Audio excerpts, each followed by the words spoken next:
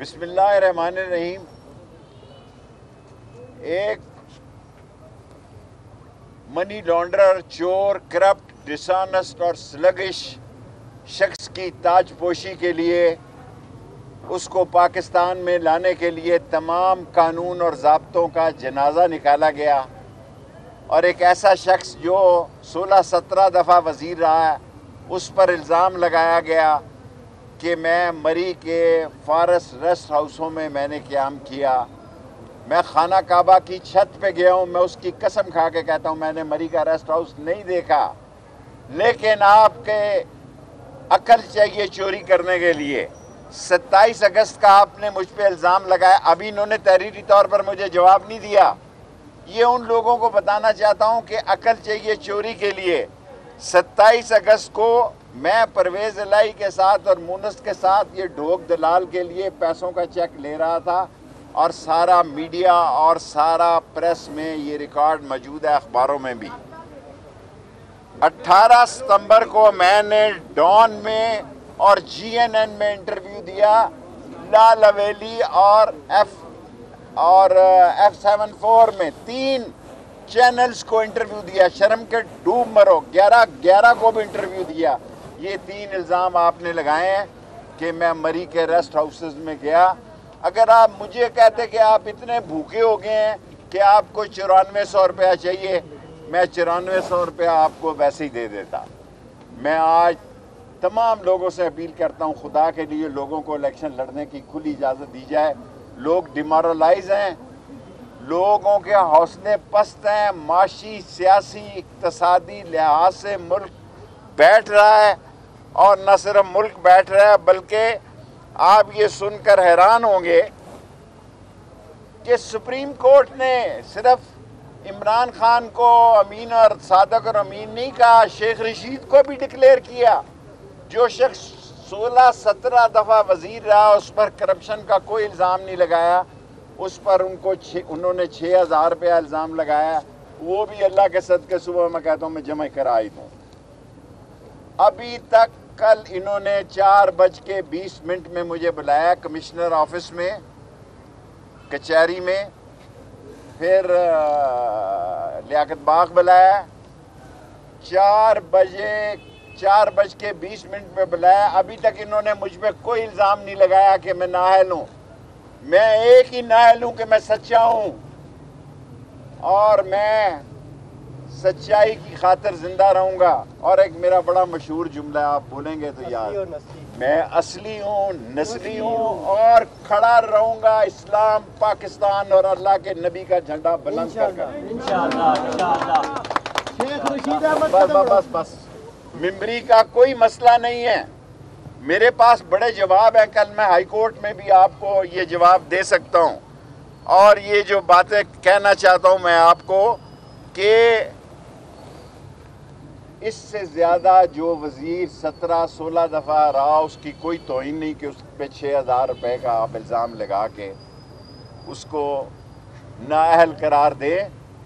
اور میں نے کل ان کو کہا کہ میں ابھی جمع کرا دے دیتا ہوں اگر کوئی ایسا، حالانکہ ہے نہیں ہے۔ میں خدا کو گواہ بنا کے کہتا ہوں، میں نے اتنی بڑی قسم کھائی ہے کہ میں نے خانہ کعبہ کی چھت پہ نماز پڑھی ہے، 6 مسلمانوں میں سے ہوں جنہوں نے خانہ کعبہ کی چھت میں نماز پڑھی ہے۔ میں مری کے کسی بھی فارسٹ ریسٹ ہاؤس میں کبھی نہیں ٹھہرا۔ اس کے باوجود جو 3 تاریخیں آپ نے دی ہیں، میں ٹی وی پہ جو اصل لوگ ہیں ان کو بتا رہا ہوں کہ 27 تاریخ کو میں پرویز الہی کے ساتھ تھا لاہور، 18 کو میں GNN ڈان اور ان کے ساتھ تھا، 3 انٹرویو دیے، اور 11 کو بھی یہی تھا، 10 کو بھی یہی تھا۔ یہ 3 الزام آپ نے جھوٹے لگائے ہیں۔ ابھی تک اس وقت جس وقت میں آپ سے پریس کانفرنس کر رہا ہوں، RO نے مجھے کوئی کاپی نہیں دی کہ آپ نااہل ہیں یا اہل ہیں۔ میں نے ٹی وی پہ سنا ہے کہ میں نااہل ہو گیا ہوں۔ میں حکام بالا سے اور پاکستان کی عظیم لوگوں سے یہ کہنا چاہتا ہوں کہ سارے لوگوں کو الیکشن لڑنے دو۔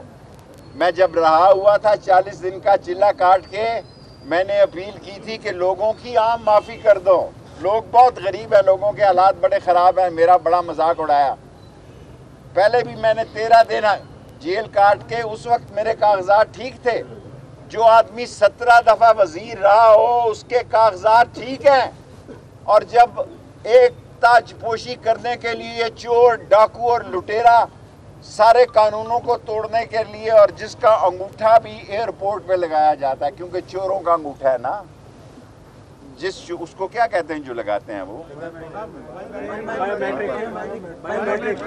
जिस चोर का बायोमेट्रिक जो है एयरपोर्ट पर किया गया, वो शेख रशीद का रास्ता रोकना चाहता है।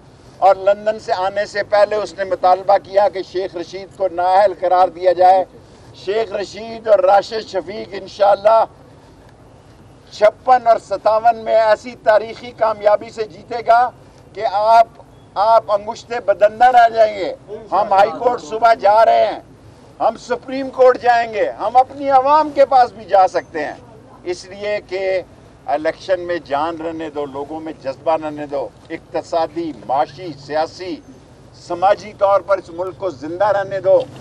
ये मुल्क डूब रहा है इसलिए कि आप चोरों को लेकर यहाँ आए हैं, और पीडीएम को भागने का रास्ता नहीं मिलेगा, और इस नवाज शरीफ खानदान को भी लंदन जाने के अलावा और कोई रास्ता नहीं मिलेगा। आप सवाल कर सकते हैं। अच्छा शेख साहब, आप नारा लगाते थे, कहीं से भाई आपको पैगाम तो नहीं पहुंचाया गया कि आप इलेक्शन ना लड़ें? मुझे किसी ने कोई पैगाम नहीं पहुंचाया।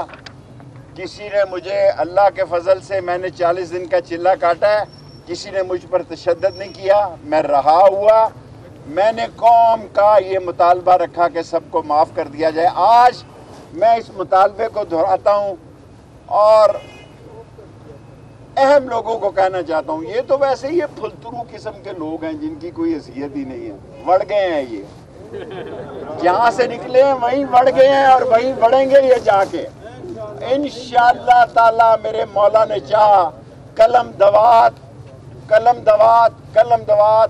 56 और 57 में अपने इत्तेहादियों के इसकी सपोर्ट के साथ जीतेगी, और पाकिस्तान अल्लाह के नबी का झंडा बुलंद रहे। शेख साहब सवाल लीजिएगा आप।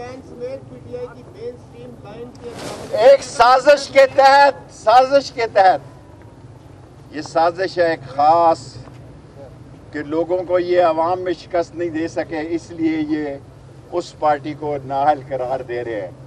इनको पता है कि अवाम किधर है, इनको पता है कि लोग कलम दवात के साथ है। रावलपिंडी में, मैं बाहर की सियासत नहीं करता, मैं और राशिद शफीक सिर्फ पिंडी की सियासत करते हैं।